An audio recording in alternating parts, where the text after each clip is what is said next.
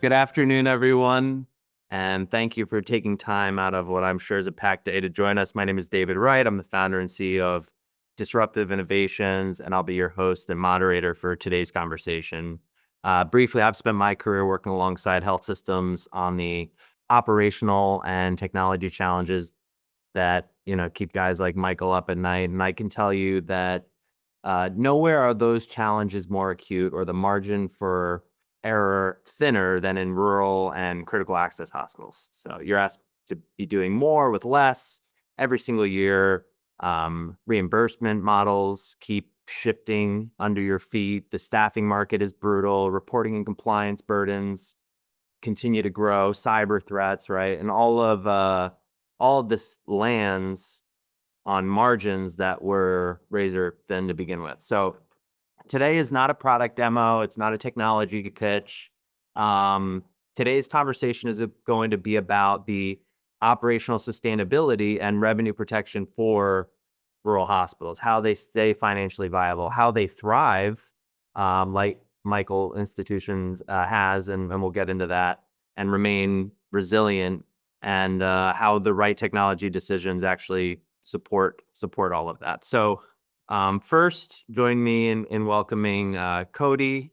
Cody has spent how many years, Cody, in this industry? Nearly 30 years. About 30 next year, yeah. Yeah, helping healthcare organizations improve operational performance. One of the reasons when Dave Dias introduced me to Cody that I agreed to do this was because I could really feel Cody's level of understanding and acumen in the healthcare space. So, Cody, it's a pleasure to have you. Do you mind doing a brief introduction? Yeah, thank you. I'm the Director of Healthcare Information Technology for Intelligent Technical Solutions. I have a Yeah. great team that helps out more than just resetting passwords. Even though ITS is a big MSP and security provider, our healthcare team does some great stuff. Amazing. Yeah. And you know, when Dave and Cody asked me to do this and we were kind of going over the flow of everything and we were talking rural health, I couldn't think of anyone better than mi hermano, Michael Archuleta, to join us, uh, running, I think one of the premier rural hospitals, health systems in the country. Michael, do you mind doing a brief introduction? Well, absolutely, David. I'm loving your new Spanish over here, just FYI. But I'm thank you guys trying. very much. Really honored to be here. Mike Archuleta, Chief Information Officer with Mount San Rafael. Yeah. Um, so we're just going to get right into it. And so the format of today's uh, webinar, we're going to get into a few different segments. One being, why rural hospitals are under pressure. We're going to talk about some of the operational and revenue impact. We're going to get into some actual use cases and metrics that we're seeing in the market, and we are going to try to open it up for questions at the end as well. So, as we're going through, if you think of something you'd like to ask Cody, Michael, or myself, these are the smart guys, but we can spend some time on that at the end, and I'll look to our moderator to keep me honest on time. So getting right into it, and I mentioned some of the things, Cody, as I was doing the introduction, but let's talk a little bit about some of the biggest operational threats rural hospitals are facing right now and why some of the hospitals are struggling even when patient demand still exists. Yeah, definitely. There's a lot of hospitals are struggling with technology, and many of them recently migrated to a new EHR, electronic health record, the big software system that runs everything in a hospital. And the challenge with that is sometimes there's a paradigm shift. So our experience is largely with Cerner and Cerner Community Works, which is Mhm. the product that Cerner came up with. It's now Oracle Health to accommodate small critical access hospitals. It's kind of a shared domain. The challenge with that is the implementation for it is kind of refined to as fast as possible. And if the hospital isn't ready for it, that implementation might not be completely successful. And Mm. once it's launched, and once it's signed off, it's kind of up to that hospital to do their best to work with AMS, which is the applied, or I can't remember what that's. stretches out too, but it is the support system. You open up tickets, and Cerner Oracle Health helps you out with that. But there's a big challenge there. And we can get into all the different reasons why, but it's not very well supported. So a lot of what our team does after a go live or even before a go live is be able to come in and understand how that EHR works. We work with a couple different EHRs and how operationally it should be completed. A lot of times your implementation wasn't quite finished because you may not. Uh, a lot of hospitals did stuff ad hoc, shoot from the hip. Oh, we don't do this order very often, so we're just going to uh, shoehorn these charges in when we want to. And then a big formal system comes in, a paradigm shift of this is now clinically driven revenue cycle. Now all of a sudden your clinicians are responsible for getting charges in the system, whereas before they were just doing their clinical work. So it's clever from an IT perspective, but operationally, if the hospital's not ready for it, it could be a big shift. Uh, Also, the patients are still going to get taken care of. The clinicians are going to do their jobs. Are we capturing all of the charges for the work that they are doing? And then at the Mhm. very end, all of this stuff gets to be buttoned up, coded, and processed by the billing team. And then you got to go to battle with insurance companies. And that is kind of a challenge that my team loves because it is almost an impossible task. The rules keep changing, but getting these claims out the door and getting that reimbursement in the door with a brand new EHR tends to be a big hurdle. And all of a sudden, the hospital is not making money for the work they're doing, even though they're doing the work. So that's kind of where we come in is we want to be able to help out with these hospitals that either are not working at top-notch uh, speed or they need some more refinement in already doing a great job. Michael's Hospital seems to be doing really, really well. And there's a lot of rural hospitals that are doing great, and some others are operating in the red.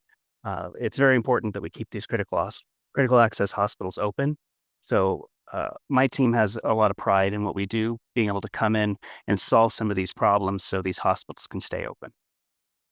I do want to, you mentioned kind of some reimbursement, and I do want to talk about some of the reimbursement changes we should be preparing for and, how much of this financial performance is actually tied to, either reporting accuracy, things like that. But Michael, I mean, you're living this right now at a 25-bed critical access hospital, right? I mean, you guys are go. I think it's okay if we mention, right? Like you guys are going through a Cerner implementation, right? What does the pressure actually look like day to day, and how do you kind of navigate some of the things that Cody just mentioned? Yeah, absolutely. Great question there, David. So, the pressures really come from being expected to meet enterprise level expectations with rule level resources.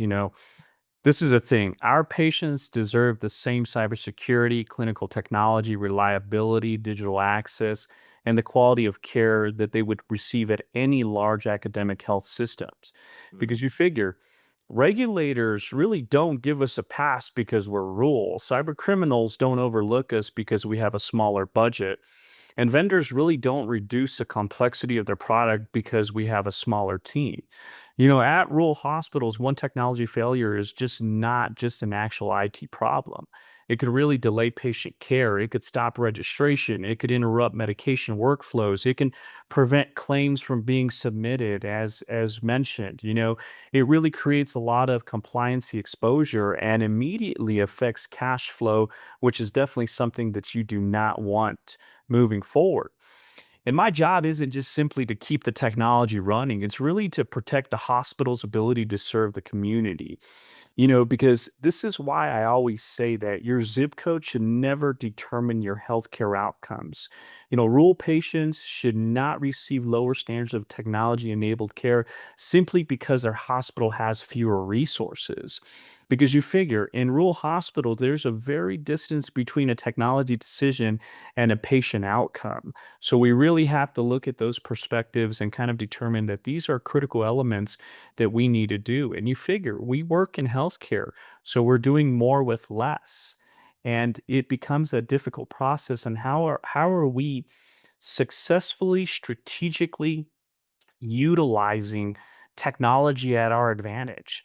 I mean, look what's happening too, even with the landscape of the big, beautiful bill. I mean, out of the big, beautiful bill comes the Rural Hospital Transformational Program, right? This overall initiative here is they're wanting to, how are we going to utilize these funds to transform rural healthcare? How are we going to have innovation drive some of these initiatives? How are we going to how are we going to incorporate technology as a core component to the overall organizational strategy, which is a critical element of anything that we do? Because I've always stated that hospitals and clinics are digital companies that deliver healthcare services. We're truly living in that digital age of healthcare.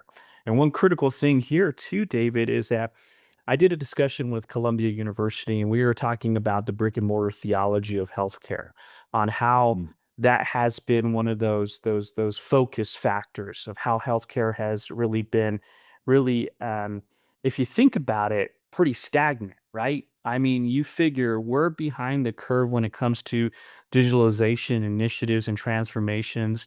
We're behind the curve to the finance industry. We're behind the curve to the natural gas industry. But then here comes COVID-19, and they're like, wow, we have to really look at incorporating technology as that core component, because anything that we're doing has a technology backbone. But again, we have to get away from that mindset of what is healthcare? How is healthcare basically being moving forward? We have to say, and it's kind of funny, we have to say, let's get rid of this overall brick and mortar theology.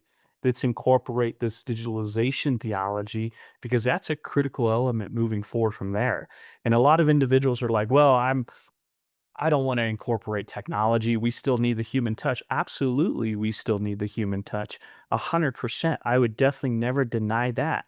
But we also need technology to basically help us automate, to help us reduce those manual burdens that have really burdened these overall health systems. And imagine these overall rural clinics, these rural hospitals, etc. So using technology to really enhance and really redefine the transformation of how we deliver care is really going to be a critical element.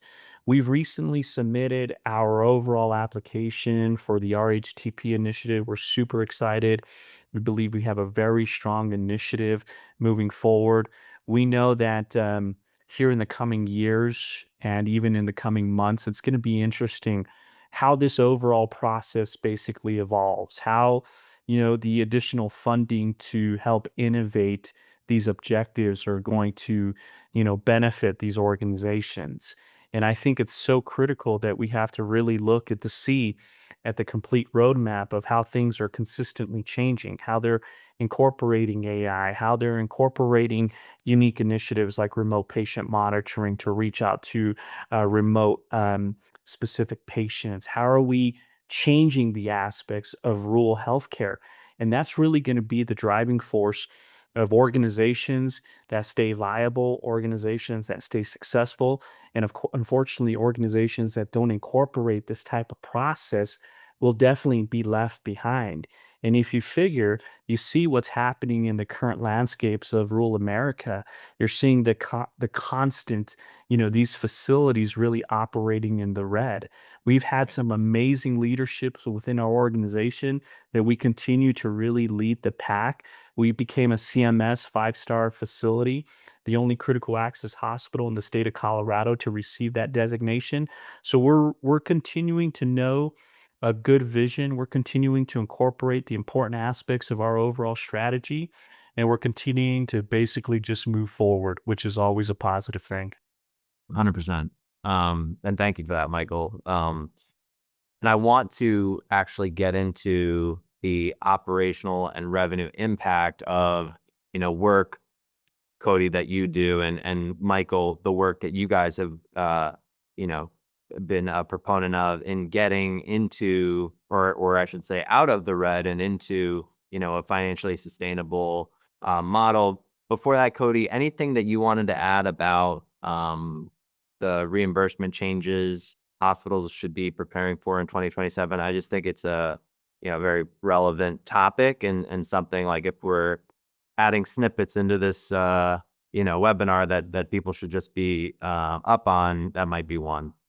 Oh, absolutely. So the big beautiful bill that Michael mentioned, HR1, it kind of has two components.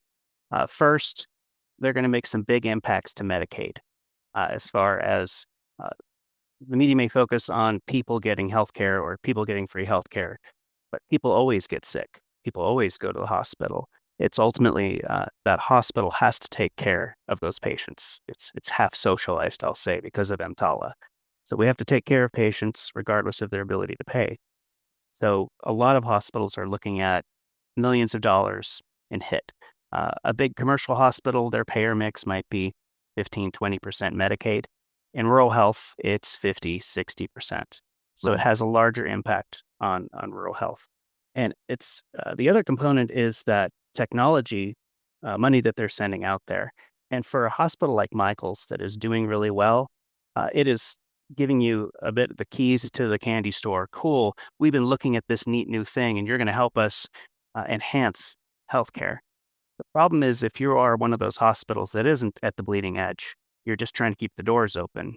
You kind of get your feet kicked out from underneath you when your reimbursement takes a hit. And Mhm. there's money, but it's not rescue money. It's cool new technology money.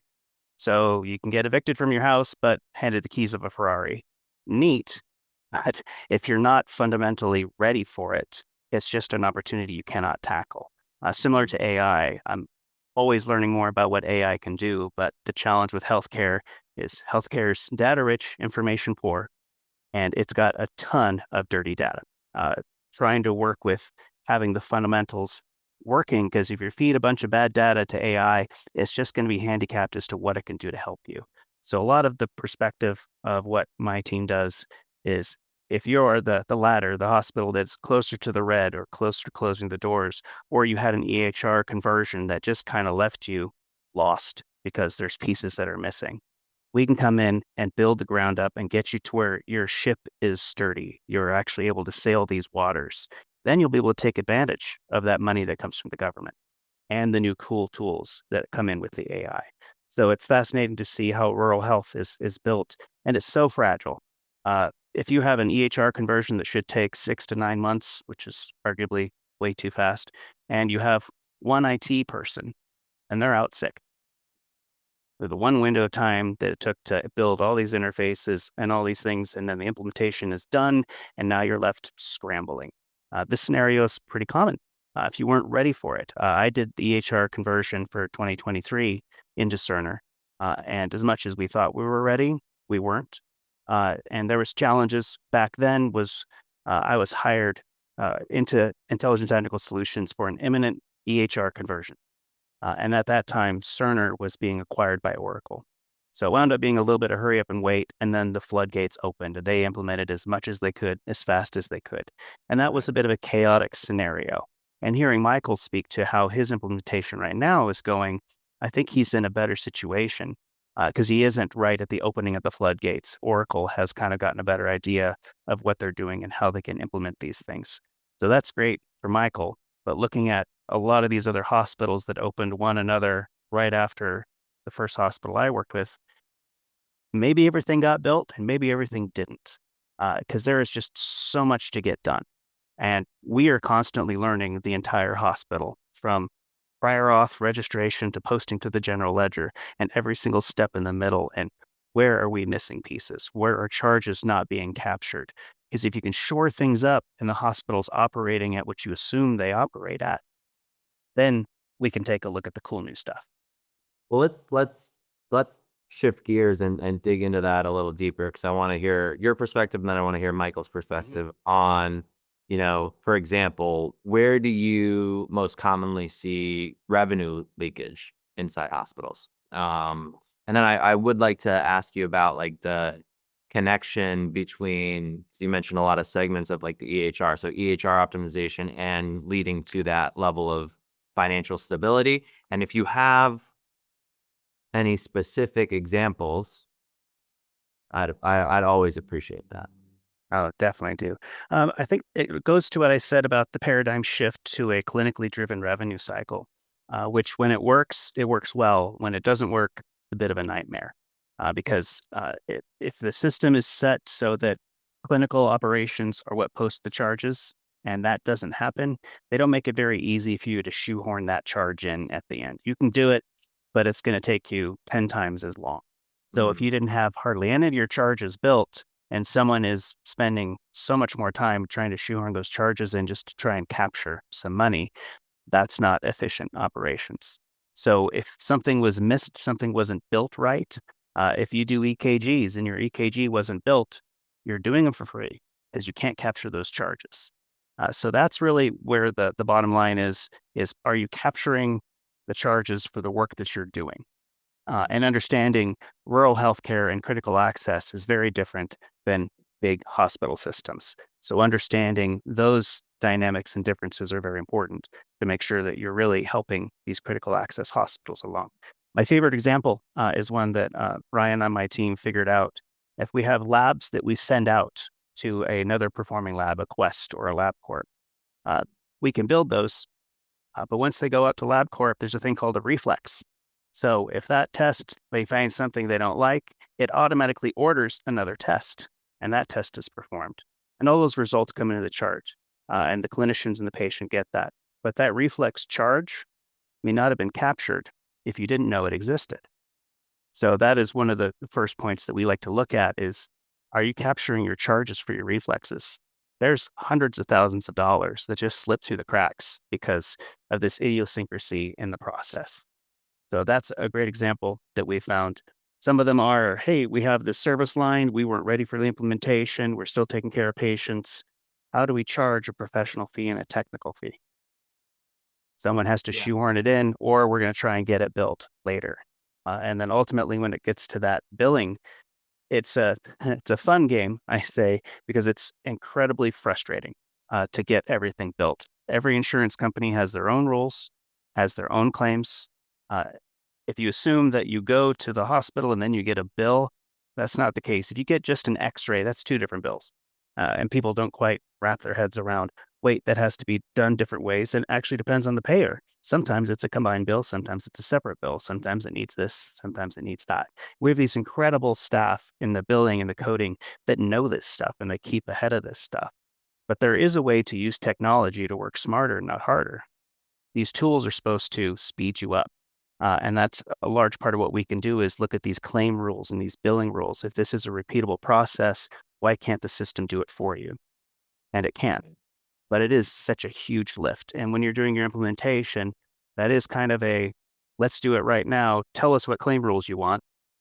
Whoa, hang on. We kind of need a chance to breathe. I don't even know what we're talking about.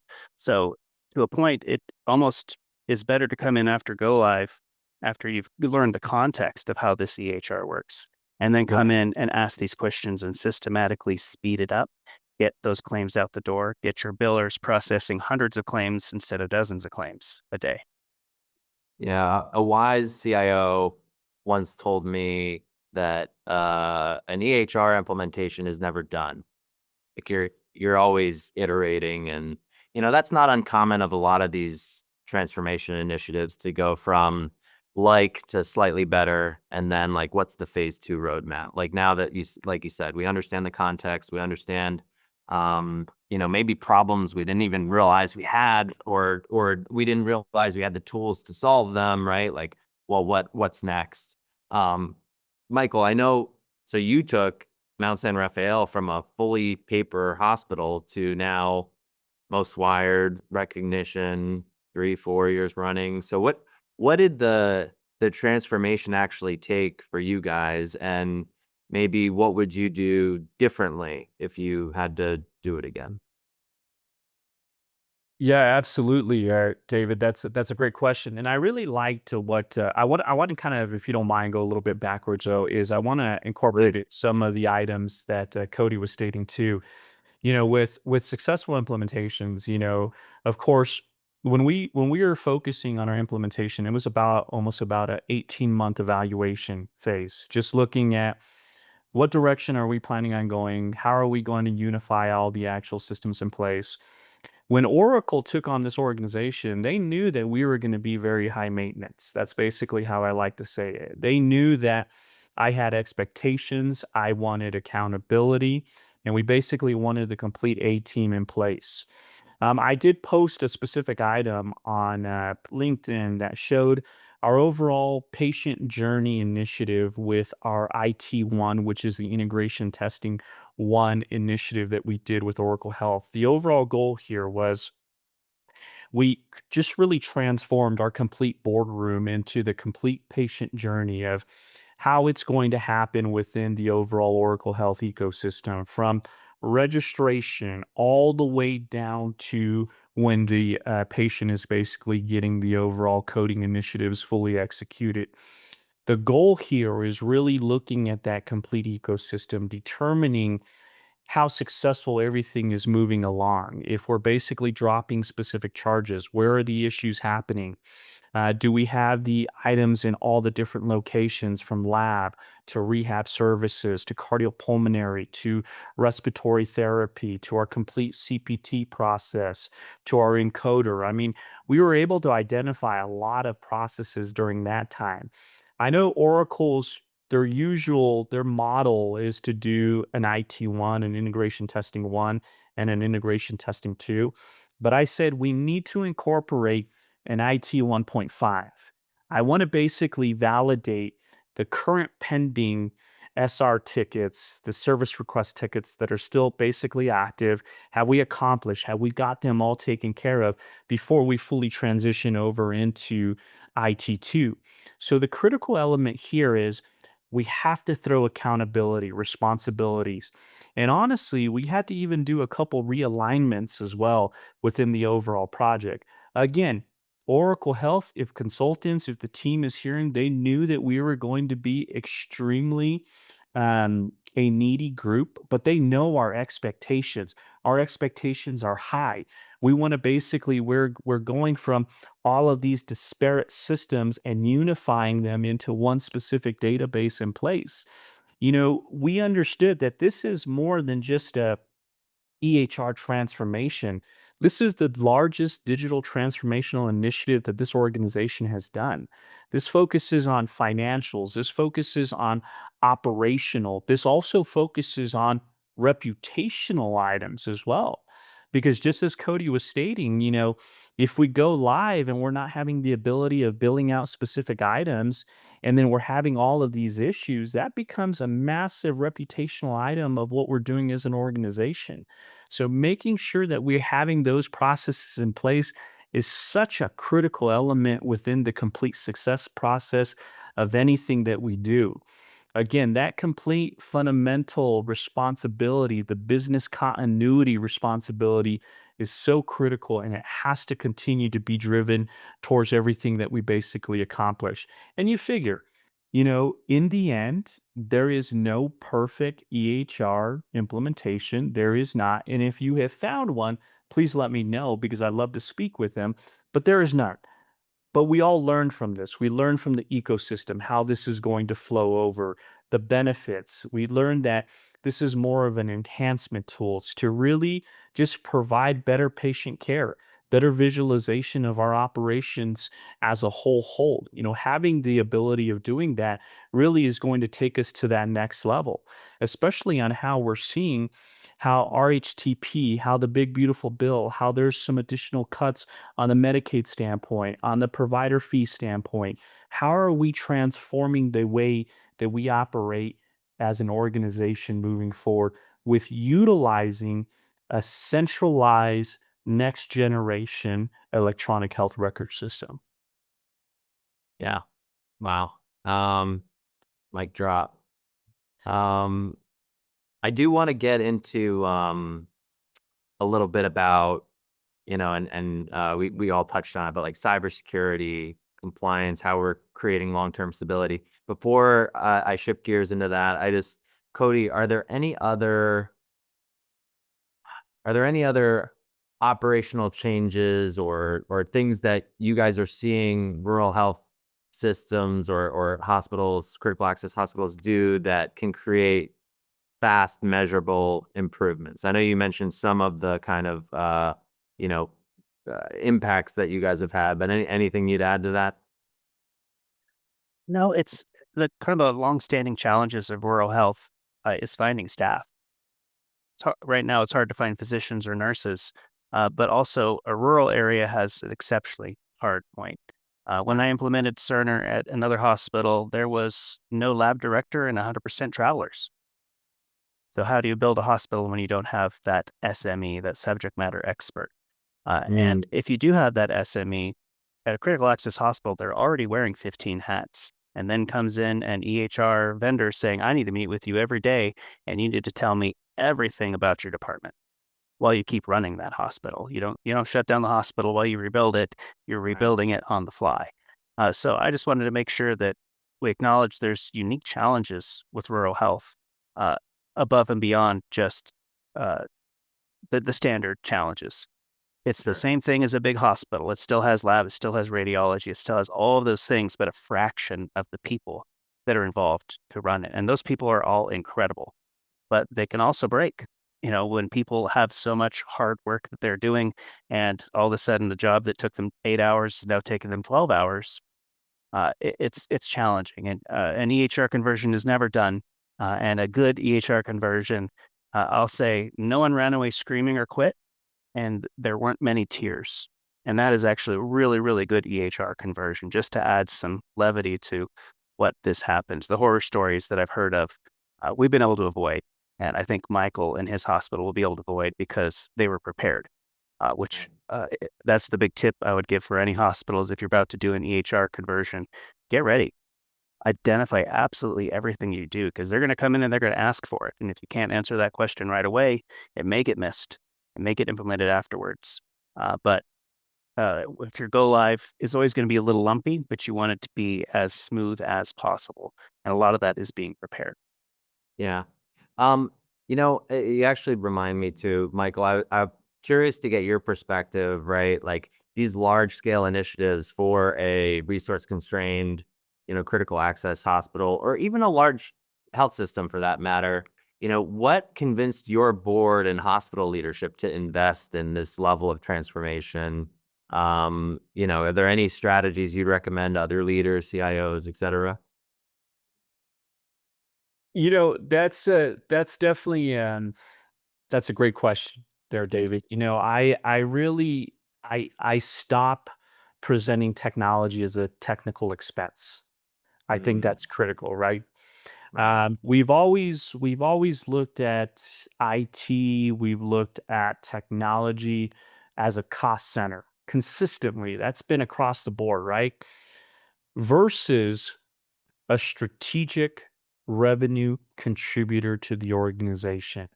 That's really where it has to be. Stop presenting technology as a technical expense. That's Mm, basically the bottom line. Boards don't need lectures about servers, interfaces, or storage. They really need to understand the business problem, the risk of doing nothing, the expected outcomes, the cost, how successful will this be measured. When I present any type of investments, I really connect it to a patient safety initiative.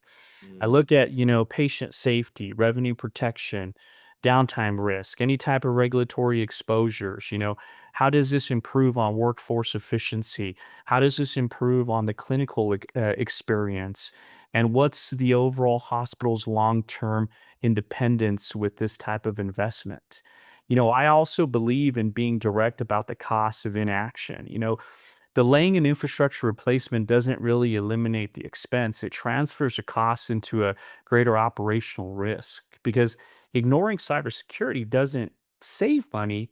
It creates an unbudgetary liability.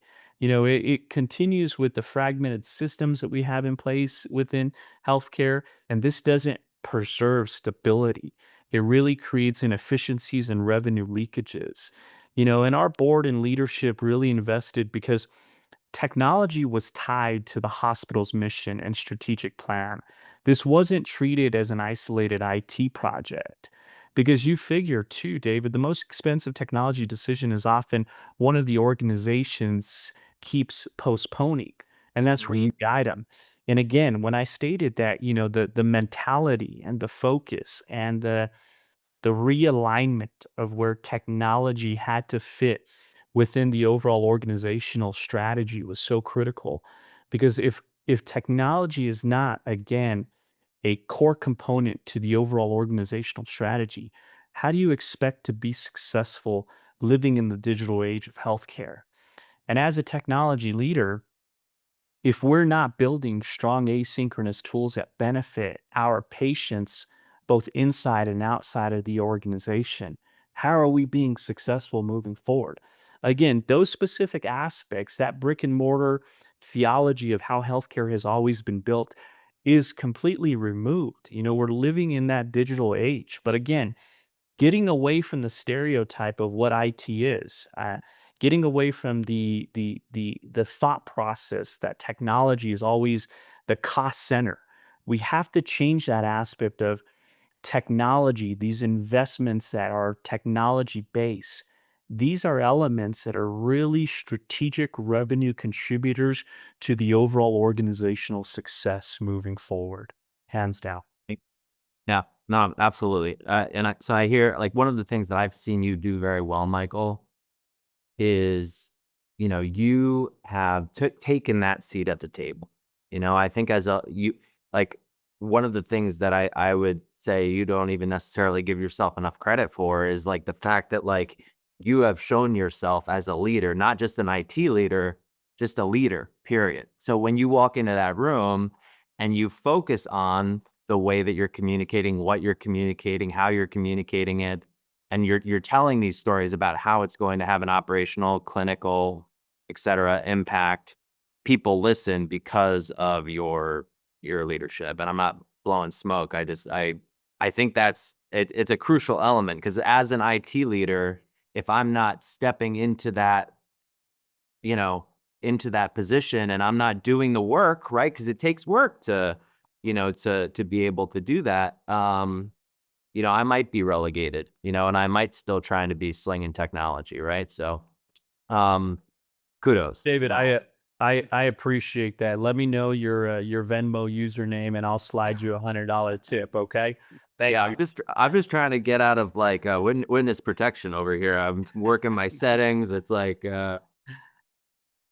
anyway. So, uh, we have a few minutes left. I do wanna open it up to any questions we might have. Cody, talk to me a little bit about how, in your experience, cybersecurity has become a financial issue for hospitals. And I mean, Michael kind of touched on the cost of inaction, or really cyber risk tolerance, almost in a sense. So, talk to me a little bit about your experience in that vein. Well, I'll admit I'm spoiled. I work for ITS. It's a giant MSP. I have some of the most brilliant people I can just grab and ask questions. So the IT component of an implementation was covered. Similar with security, it's covered. We've all seen different breaches. I got a letter the other day from Medtronic. Hey, you know what? You might have been involved in a breach. There was the Change Healthcare breach a little while ago, and that was something as simple as not requiring two-factor authentication. And to Michael's point about reputation, you have a breach, it is huge. And it's kind of like riding a motorcycle. It's not a matter of if you crash, it's when and how bad. Security is a big issue, and it's hard because it's invisible till it's not, and you have to invest in that. And everyone has seen when the security is not there, what happens. You have to shut everything down. You have to send letters out to your patients. You got to pay for background checks. That is a huge negative to reputation. But with ITS, I've been able to see attempts. I've been able to see threat actor knocked on the door, and that's as far as they got. Instead of threat actor was in our server for 2 months, boy, we don't know what they got a hold of. That's kind of scary. And it's really, really hard for rural health because I'll argue healthcare is the most complicated business on the planet. And it has so many computers that need to talk to each other. And every single connection is a weak point. So it just is ripe with holes that could be exploited. So Right. this day and age, you have to have something helping you with security. You can try and lock it down. You can try and not have remote workers. I respect that. But also, if you have strength in security and that confidence where a leader can sleep at night because they know someone's monitoring it. We had one doctor who sent us a ticket saying, "What is this?" I said, "Well, this is a ticket from our team that said he found your password on the dark web. I think you should change it." This is security in action. It was proactive. It found out right away. And also the continuing education. Uh, Internally at ITS, we are constantly being educated on spear phishing and all these different pieces, and it works. I took a ticket for a doctor that needed his password reset. I happen to know this doctor, and the dude on the other end wasn't this doctor. But it was just as easy for them to call in and not having secure processes. And doctors are scary people. You want to make sure you take care of them. And someone calls and they're upset. I got to get into this server or get into this chart because I got to take care of a patient. Boy, that's really hard. But we have training, and our staff Yeah. is trained, and we can keep an eye on that.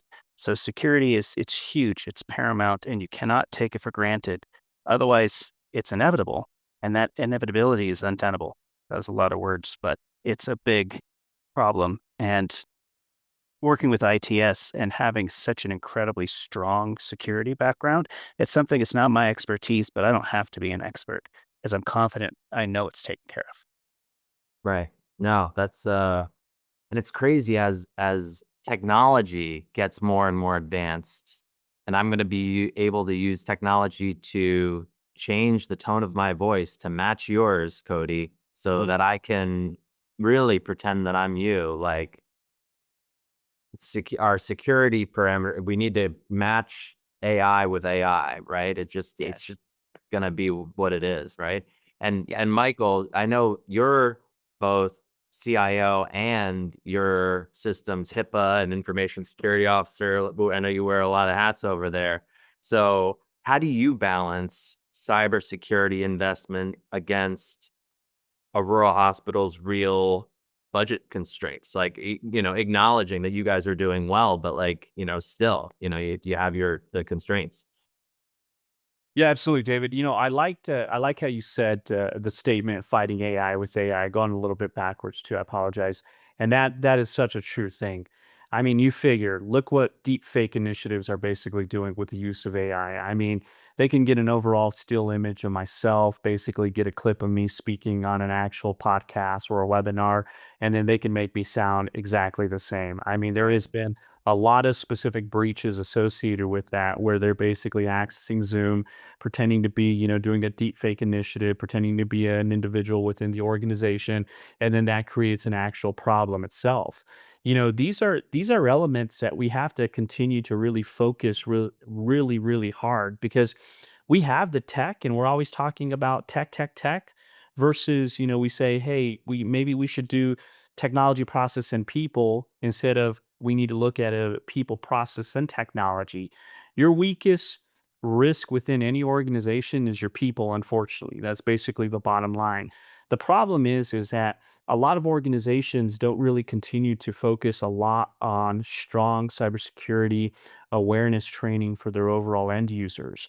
One critical element here is that you have to build a very strong human firewall.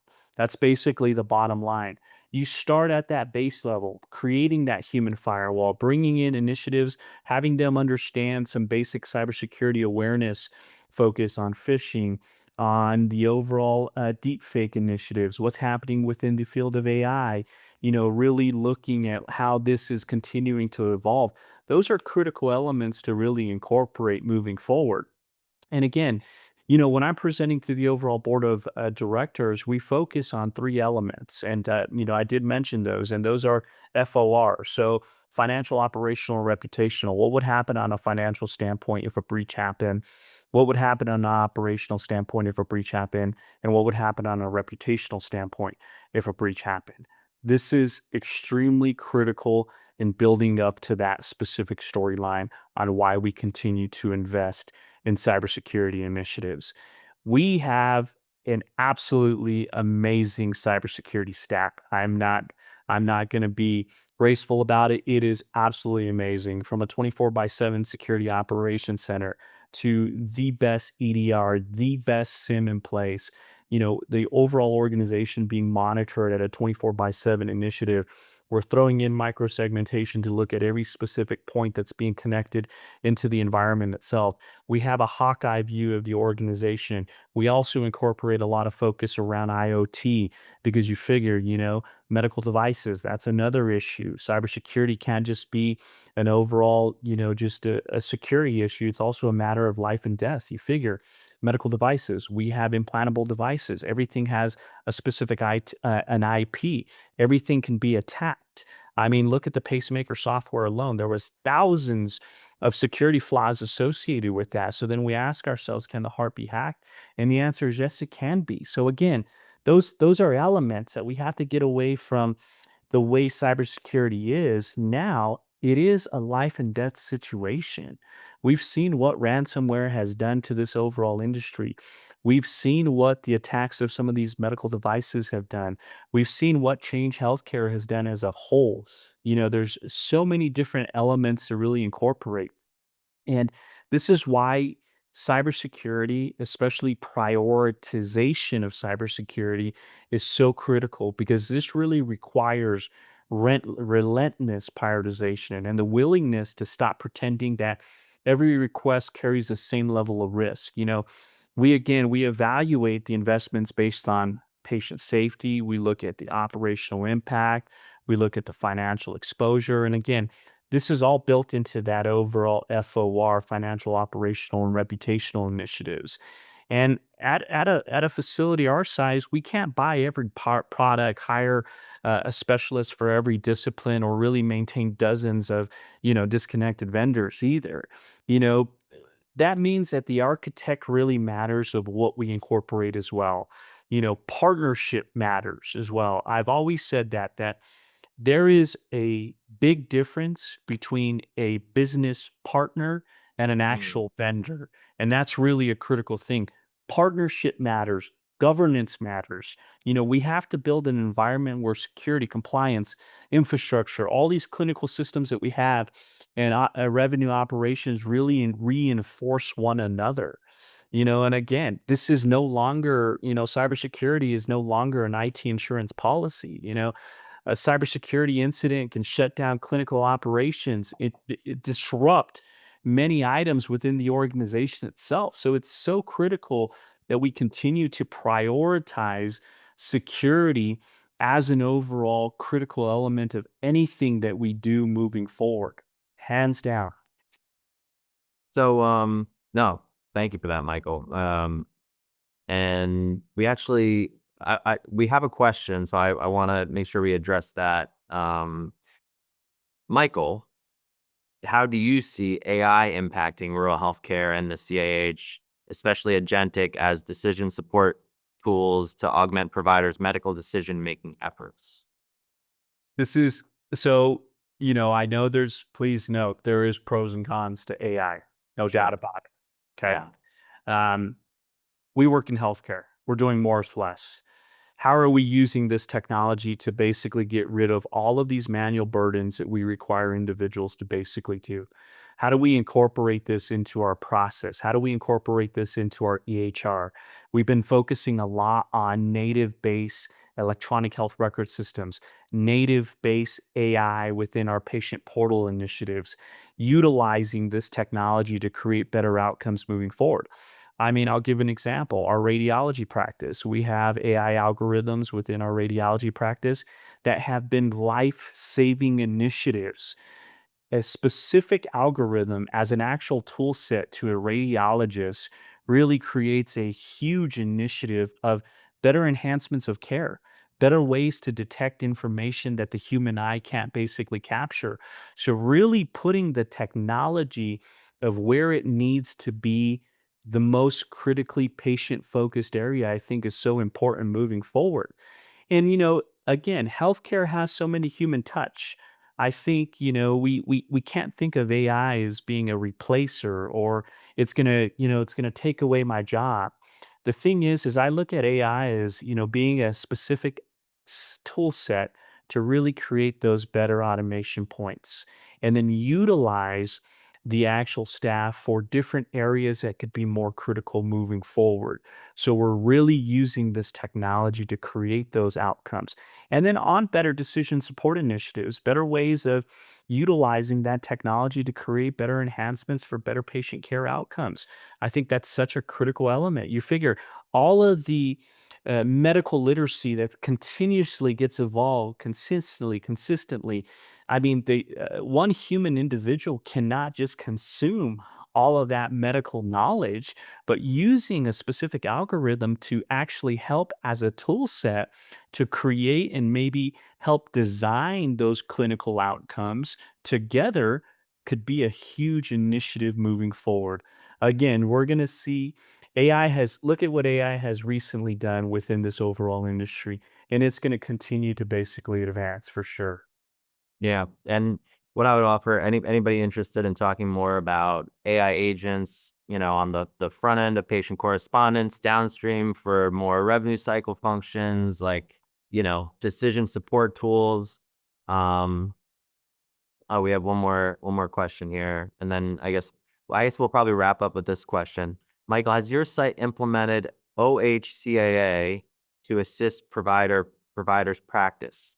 How is your adoption and satisfaction with the providers in HIM coding?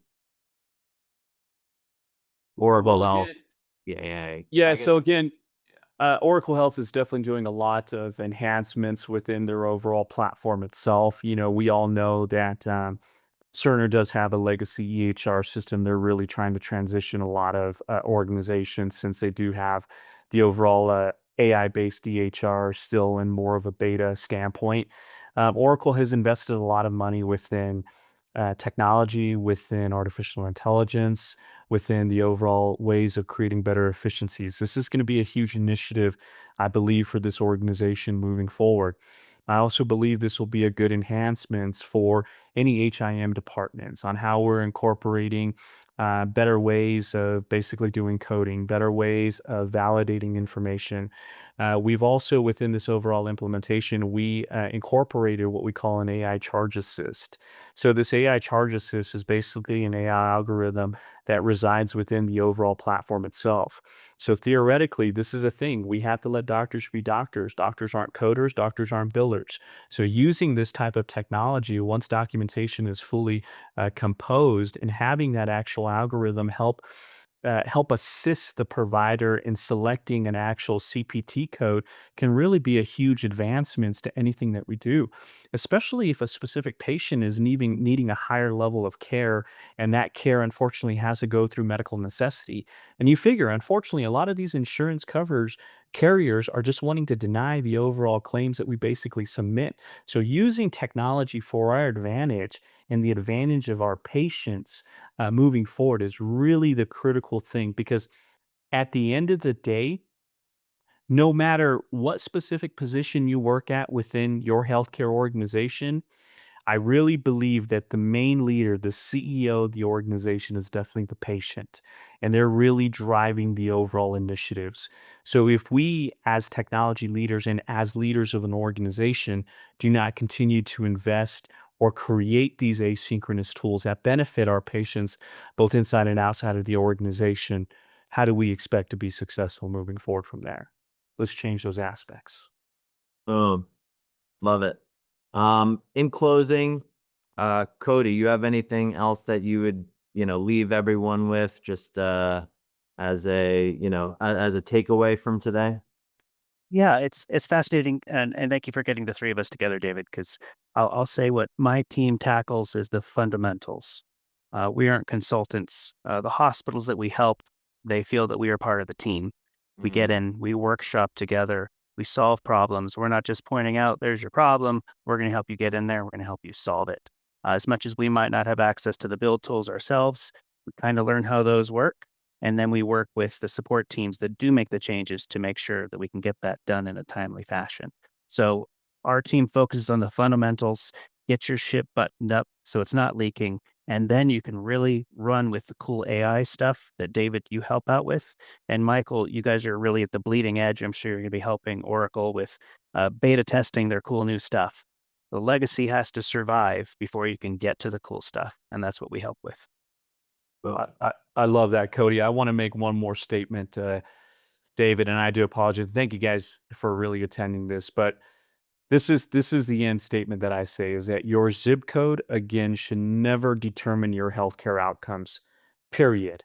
We are in rural America. That zip code should never determine your healthcare outcomes. Our responsibility as healthcare leaders is to really build the strategy, technology, partnership, and the courage required to make that statement true. And we're continuing to basically do that as well. Because again, within this organization, your zip code should never determine your access of care, hands down. I mean, Patent that, well, man. That is so what good. else? What else can I add to that, right? Uh, Gentlemen, thank you so much for your time and your experience. To everyone who carved out some time to listen today, thank you all. And should there be any questions, comments, concerns, please don't hesitate to reach out. All of us are available to assist any way we can, just as friends and colleagues in the industry. So thank you all again. Hope you all have a great afternoon. God bless you all. Thank you all. Thank you, David. Thank you, Michael. Thank you, everybody.